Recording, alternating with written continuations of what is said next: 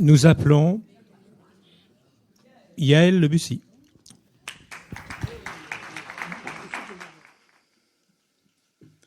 Mesdames, messieurs, chers membres du jury, bonsoir. Il y a 5 siècles, Rabelais nous disait « L'ignorance est la mère de tous les maux ». Une citation simple et pourtant plus que jamais d'actualité. Car l'ignorance n'est pas seulement une absence de savoir, elle est une présence active et vivante. Elle naît dans nos doutes, nos incertitudes et nos peurs, là où la connaissance même n'a pas pu germer. Et une fois plantée et nourrie de nos craintes, elle s'enracine au plus profond de nous, sans laisser place à un possible changement, à l'accès à une autre réalité. L'ignorance donne naissance aux préjugés, à la manipulation et finalement à la violence. Elle engendre malheureusement des erreurs évitables. En camouflant son propre venin, elle nous fait croire à la simplicité et au confort. Aujourd'hui, mesdames, messieurs, je voudrais vous rappeler avec quelques exemples ô combien il ne faut jamais cesser de lutter contre cette ignorance pour que la vérité, elle, ne cesse d'ancrer nos certitudes et nos consciences. Pensez un instant à ces hommes des cavernes. Un simple bruit, un éclair, et leur cœur s'emballait. L'orage devenait colère des dieux, un bruissement devenait menace. Cette peur primitive, nous l'avons gardée. Elle a changé de forme, mais pas de force. Elle a troqué sa peau de mammouth pour un costume 3 pièces, mais au fond, elle reste inchangée. Elle n'est plus contre la nature, mais contre l'autre. Cette peur, cette ignorance, encore mûre, ne se limite pas aux histoires de cavernes et aux dessins sur les murs. On se souvient bien sûr des femmes et hommes condamnés pour sorcellerie, blasphème, indépendance d'esprit ou simplement différence. L'histoire moderne nous le montre aussi avec une cruauté glaçante. En Allemagne nazie, avant d'être exterminés, les Juifs ont d'abord été ignorés, frappés par l'ignorance, celle de leurs coutumes, de leur religion, de leur culture.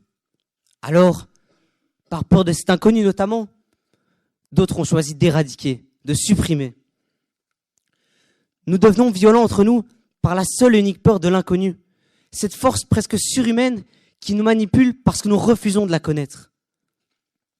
L'humanité devient le pantin de sa propre ignorance jusqu'à ce que les armes interviennent. Mais l'ignorance peut aussi pénétrer nos institutions les plus solides. En effet, elle corrompt parfois la justice. La justice, parlons-en, la justice se veut égale, la justice se veut impartiale, la justice ne se veut-elle pas juste? Mais comment pouvons-nous être justes dans nos jugements si nous ignorons les faits, si nous ignorons les causes, si nous ignorons la vérité?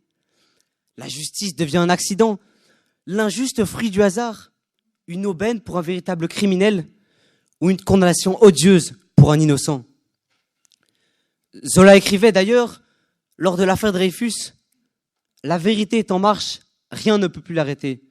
Il dénonçait alors l'injustice subie par le capitaine Alfred Dreyfus, condamné à tort pour un crime qu'il n'avait pas commis. Mais grâce à l'opiniâtre écrivain, les faits ont enfin émergé et l'innocence du capitaine fut reconnue. Quelle belle victoire contre l'ignorance que de donner aux faits, rien qu'aux faits, leur place légitime, mettant à bas le poison des préjugés.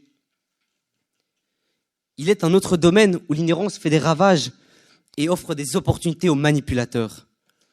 À des faits scientifiques irréfutables, notamment concernant l'environnement, les changements climatiques, la médecine, se substitue l'impératif des profits économiques et la peur de scandales ou d'obscurs complotismes. Des post-vérités fleurissent faisant le lit d'une nouvelle forme d'ignorance. Les politiciens préfèrent fermer les yeux, mettre sous le tapis des vérités qui fâchent, celles qui dérangent, et laisser la population dans une ignorance volontaire.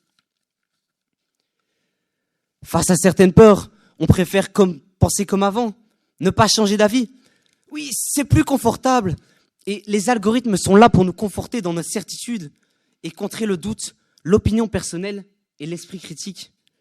Ceux qui se battent pour la vérité, scientifiques, journalistes, membres d'associations, citoyens engagés, sont des vigies de la vérité.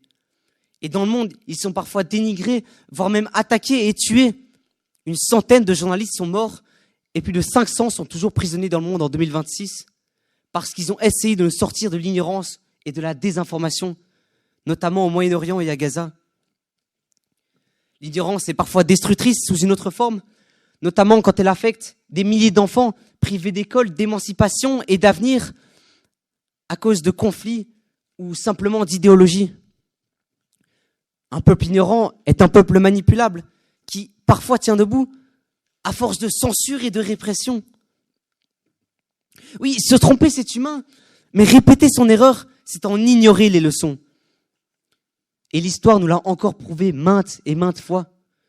Oublier son passé, c'est se condamner à le revivre. Alors que la colonisation a été remise en cause et dénoncée virulemment, ne voit-on pas aujourd'hui de nouvelles expéditions désintéressées qui vers l'Ukraine, Taïwan, le Groenland ou encore la fameuse dernière conquête du Nouveau Monde vers le Venezuela? L'histoire nous observe. À nous de choisir entre l'ignorance qui enferme et la connaissance qui libère. Que des crimes commis par l'ignorance, Rabelais a raison, et pourtant pour d'autres, et non des moindres, Socrate et Confucius, l'ignorance est une vertu, une ressource, le début de la sagesse. Savoir qu'on ne sait pas, se tromper et recommencer. N'est-ce pas ainsi que le chercheur progresse dans son labo et dans ses calculs? Et nous, dans nos apprentissages à l'école ou dans la maîtrise d'un sport? Combien de fois ai-je dû répéter ce texte, seul dans ma chambre devant un miroir, pour peut-être le maîtriser à la perfection devant vous et tout de même me tromper?